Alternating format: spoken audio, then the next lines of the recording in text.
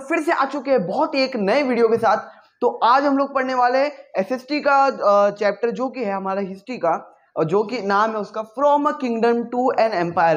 तो आज हम लोग एक ऐसे वॉरियर या मैं कहूँगा किंग की जर्नी देखने वाले, जैसे उसने कहाँ से एक किंगडम से एम्पायर की तरफ शिफ्ट किया और कैसे एक छोटे से किंगडम को एक पूरा एम्पायर बिल्ड किया। तो इसी के बारे में आज हम पढ़ने वाले। तो चलिए शुरू करते हैं। तो वीडियो को एंड तक जरूर देखिएगा। तो लेट्स स्टार्ट बिकम स्मार्ट। तो देखो, सबसे पहले तो मैं बहुत ही एक बेसिक से एकदम उठाता हूँ, ठीक है। तो देखो, अब मुझे एक बात बताओ, बहुत लोगों के अंदर है ना कंफ्यूजन रहता है कि सर किंगडम और ये एम्पायर, इन दोनों में डिफरेंस क्या है। आपके भी कंफ्यूजन रहता होगा, होता है? हैं? देखो, अरे यार है। और सुनो, ये एम्पायर है ना कि अंपायर, ठीक है। इसको बहुत लोग मतलब प्रोनाउंस ही अंपायर करते हैं। क्या? नहीं, नॉट आउट। हाँ, अब देखो, किंगडम क्या होता है ना, देखो किंगडम एक छोटा सा होता है, ठीक है। जैसे कि हम लोग के जैसे सिटीज होती है ना, वैसे ही एक किंगडम मान लो, ठीक है, कि किंगडम आपका छोटा सा होता है। हाँ, नहीं वो नहीं कहूंगा, लेकिन किंगडम आपका छोटा सा होता है। एम्पायर क्या होता है? एम्पायर आपका पूरा, जैसे कि एक था आपका ऑटोमन एम्पायर जो पूरे एक देश के, 2 देश के बराबर था, है ना। वैसे ही पूरा एक एम्पायर होता है, ठीक है। जो वही बात समझो कि किंगडम क्या होता है, आपका छोटा सा होता है, ठीक है। एम्पायर आपका 1 या 2 कंट्रीज के बराबर भी हो सकता है, मतलब बहुत बड़ा एम्पायर होता है, ठीक है। इतना हुआ हमारा वो किंगडम। हाँ इतना, हाँ, मतलब एक एम्पायर में बहुत सारे किंगडम्स आ सकते हैं, ठीक है। एम्पायर इतना बड़ा होता है। तो तुम लोगों को मैं दिखा दूंगा, ठीक है। तो अब तुम लोगों ने जरूर वो सिंबल देखा होगा जहां पे आपका 3 लाइंस बने होते हैं स्टैचू के फॉर्म में, है कि नहीं? 3 लाइंस बने होते हैं। अब ये जो 3 लाइंस बने होते हैं ना, ये आपका एक तरीके से इंडिया का सिंबल है या एम्बलम कह लो, जो आपका ब्रेवरी को जताते हैं, ठीक है। तो इस सिंबल के बारे में हम आगे पढ़ेंगे, ठीक है। मैंने एक छोटा सा टीजर दे दिया, अब पिक्चर हम आगे पढ़ेंगे। तो अभी हम लोग पढ़ते हैं किंग के बारे में जिसका नाम था अशोका, जो थे चंद्रगुप्त मौर्य के बेटे, ठीक है।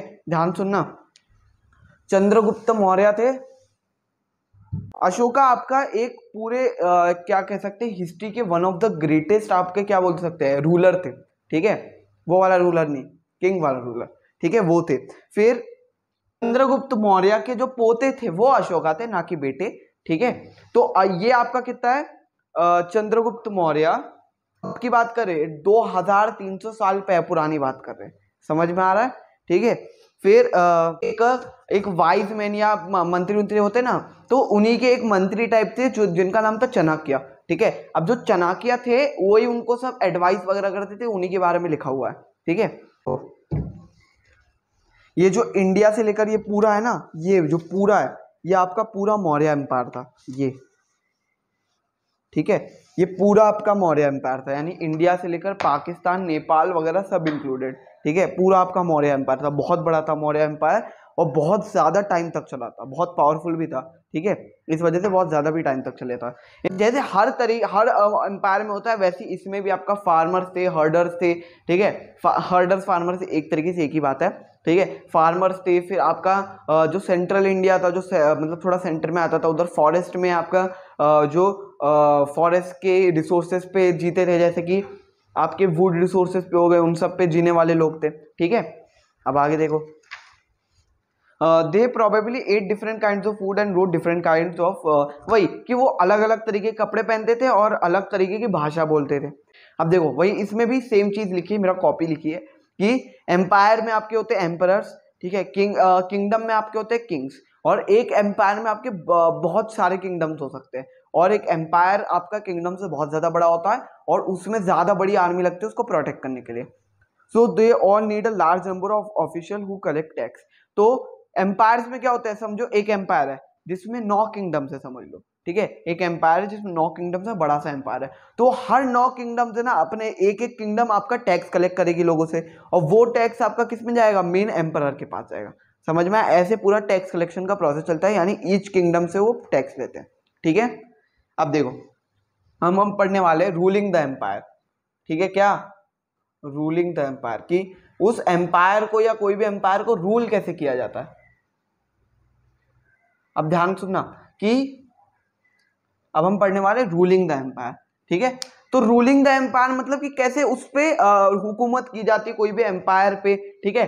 तो यहाँ पे एक बात समझो कि एम्पायर को रूल करना, किंगडम को रूल करने से बहुत ज्यादा मुश्किल होता है। आपको सब टैक्स कलेक्शन देखना पड़ता है, फिर आपको जितना भी आपका क्या बोलते हैं बैटल वाला चीजें रहती है, वेपनरीज रहती है, ठीक है। फिर आपके लोगों को क्या क्या चीजें कमी पड़ रही है ना, फूड की कमी पड़ रही है, क्लोथ्स की, सब कुछ आपके एम्पायर को देखना पड़ता है, ठीक है। ऑल्दो आपके उसके मिनिस्टर्स भी होते हैं, ठीक है, लेकिन तब भी एम्पायर के ऊपर बहुत बड़ा बर्डन रहता है अगर उसका पूरा बहुत बड़ा एम्पायर है, ठीक है। तो वही चीजें लिखी है। अब ऐसा नहीं है कि आपका क्या बोलते हैं, अब जैसे समझो ये आपका एक पूरा एक एम्पायर है, ठीक है, इतना पूरा आपका क्या है, एक एम्पायर है, समझ में आया। ये आपका कोई भी कंट्री मतलब ये मान लो एक एम्पायर, ठीक है। अब इसमें समझो यहाँ पे आपका एम्परर का किंग के वो है, एम्परर का क्या बोल दो महल, ठीक है।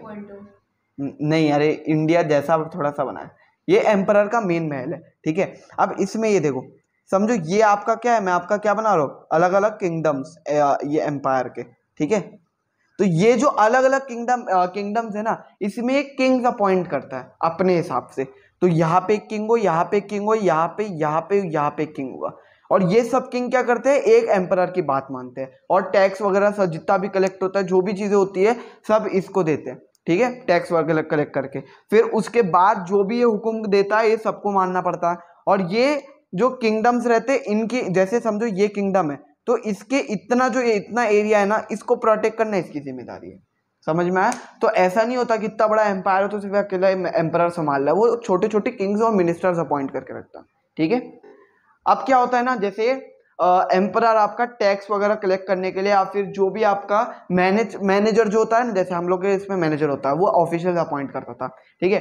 अब वो ऑफिशियल क्या करता था, अगर समझो कोई बंदा है जो टैक्स नहीं दे रहा, या फिर कोई चोर है, क्रिमिनल है, या फिर कोई आपके रूल्स को डिसोबे कर रहा है, ठीक है, तो उसके लिए वो लोग पनिशमेंट रखते थे। और याद रखना पहले के जमाने की पनिशमेंट बहुत ज्यादा टफ होती थी, ठीक है।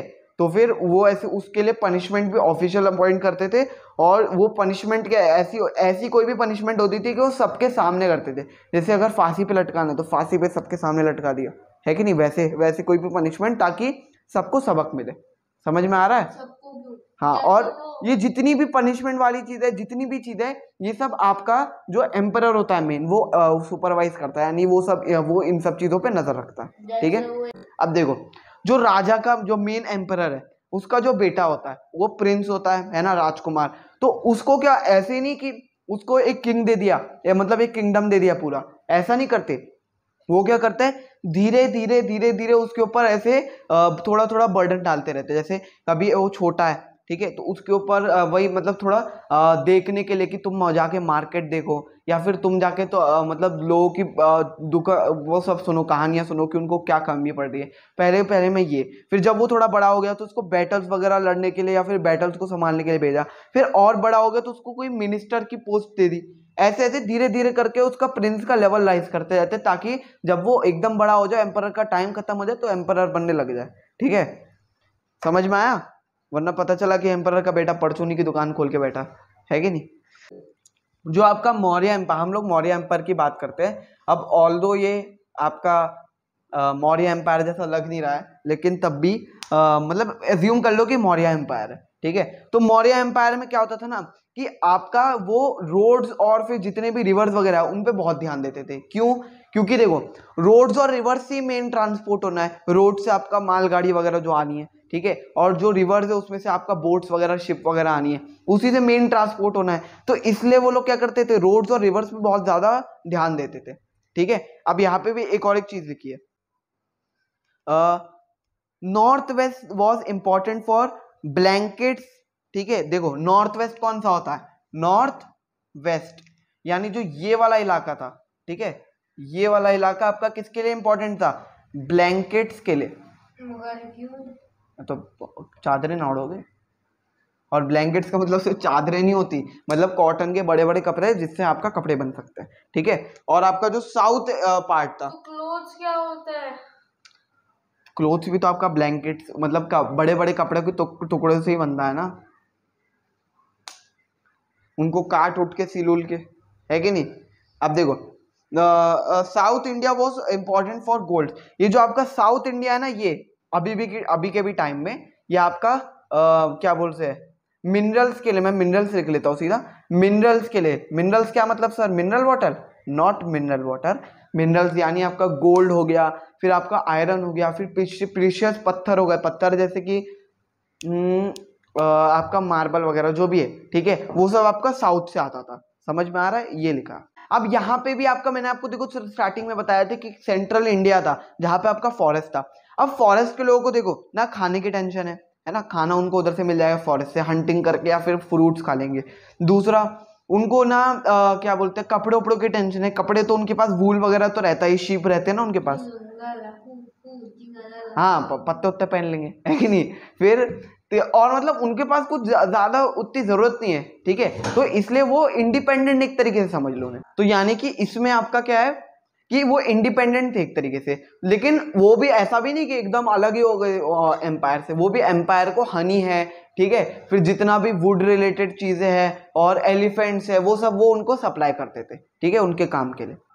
अब सर मुझे आपने हम लोग को ये तो बता दिया एम्पायर क्या होता है, आपने ये भी बता दिया एम्पायर को रूल कैसे किया जाता है और मौर्य एम्पायर में कैसे रूल किया गया, लेकिन ये तो बताओ कि अशोका में ऐसा क्या खास था कि हम अशोका के बारे में बात कर रहे हैं। तो अब सुनो, देखो, क्योंकि अशोका ऐसा पहला रूलर था जिसने क्या किया, यूज्ड इंस्क्रिप्शंस। अब जिनको नहीं पता इंस्क्रिप्शंस क्या होते हैं, मैं बता देता हूं, वैसे आपको पता होना चाहिए, पिछले चैप्टर्स में लिखा है। इंस्क्रिप्शंस मतलब होते हैं कोई भी हार्ड सरफेस, जैसे रॉक पे आपका लिखना, ठीक है। अब उससे क्या होगा सर, आप उस पे लिखोगे तो फिर आपका बहुत टाइम तक वो रहता है, ठीक है, यानी बहुत, कभी कभी कुछ हजारों साल तक भी रह लेता है, क्योंकि पत्थर पे लिखा वो इरेजर से थोड़ी ना मिटा लोगे, वो मिटता ही नहीं है। इसलिए अब वो अशोका ने क्या किया, वो उसने इंस्क्रिप्शंस का यूज किया ताकि वो लोगों को ऐसे समझा सके, ठीक है, और आगे के जनरेशन को उसके बारे में पता चले, ठीक है। और फिर अशोका की एक बहुत ज्यादा एक चीज पॉपुलर है जो कि थी उसकी कलिंगा में वॉर, कलिंगा में वॉर, ठीक है। क्या है पॉपुलर उसका? War in Kalinga, not not कलिंगड। अब देखो, वॉर इन कलिंगा में क्या हुआ था सर, है यानी कलिंगा आपका उड़ीसा का पुराना नाम है, ठीक है, मतलब उड़ीसा है ये। फिर या वो थे मतलब जितने भी रूलर्स थे वो वॉर लड़के आपका कोई भी जगह को जीतते थे। तो अब क्या हुआ ना, जब वॉर इन कलिंगा हुआ तो उसको अशोका ने जीत लिया, लेकिन बात क्या हुई कि वो जब उसने देखा कितना ज्यादा वो खून खराबा हुआ, कितने ज्यादा सोल्जर्स मर रहे, तो उसको बहुत ज्यादा खुद से बुरा लगा, है ना। तो इसलिए वो पूरे हिस्ट्री में वन ऑफ द ऐसा रूलर्स है जिसने आपका फाइट को गिव अप कर दिया, यानी वॉर वगैरह को उसने छोड़ दिया, ठीक है। तो इसने क्या किया, वन बट क्विट वॉर्स, ठीक है, यानी उसने वॉर लड़ना और जगह को कॉन्कर करना छोड़ दिया। कॉन्कर मतलब कब्जाना, ठीक है। अब क्या है ना कि अभी अशोका के रिलीजियस बिलीफ्स क्या थे, अशोका के रिलीजियस बिलीफ्स थे और वो बुद्धा को बहुत ज्यादा मानता था, गौतम बुद्धा को। न्यू क्वेश्चंस एंड आइडियाज में मैंने बता चुका है गौतम बुद्धा के बारे में सब कुछ। हाँ, गौतम बुद्धा के वो बहुत ज्यादा मानने वाले थे, और क्या बोलते हैं कि वो सैक्रिफाइसेस पे वो नहीं करते थे, जो कुर्बानी होती है ना जानवरों की, उन पे वो नहीं, मतलब उनको गलत मानते थे, ठीक है, Ashoka. There were a number of problems that troubled him. People in the empire followed different religions. Animals were sacrificed, slaves and servants, quarrels in families. Ashoka felt it was duty to solve this problem. अब बहुत सी जगह पे आपका मतलब उसी के empire में, Maurya empire में बात कर रहा हूँ, कि आपका घर में झगड़े होते थे, फिर आपका एनिमल सेक्रीफाइसेस होते थे, फिर जो आपका वो होते हैं ना, वॉर तो देखो उसने बंद कर दिया था, लेकिन तब भी आपस में तो झगड़े होते हैं ना, वो भी होते थे, ठीक है। फिर लोग अलग अलग रिलीजन मानते थे, है कि नहीं। तो वो सोचा कि उसको ये सब चीजें रोकनी है, समझ में आया। तो उसने क्या किया फिर देखो, अब उसने क्या किया, अपॉइंटेड, ध्यान सुनना, अपॉइंटेड धामा महात्मा, महात्मा है ना, कहाँ है, कहाँ है? नहीं है। कहाँ गया, हाँ महामता है,